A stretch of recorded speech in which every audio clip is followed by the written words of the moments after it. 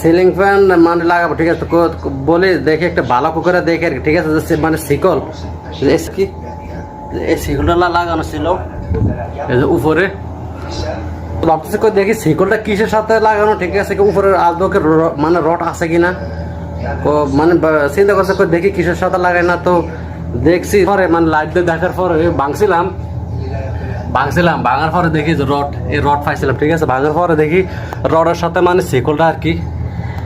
ঠিক আছে, মানে এটা হচ্ছে রড আর কি, ঠিক আছে, দেখেন এই ছাদ,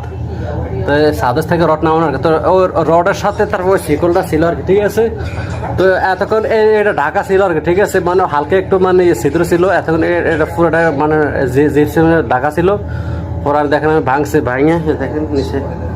আমি ভাঙে দেখে পরে হাদিস পাইছি আর কি, ঠিক আছে, হাদিস পাওয়ার পরে তো মনে করেন বাসার ছেলেরা তো খুশি হয়ে গেছে, মানে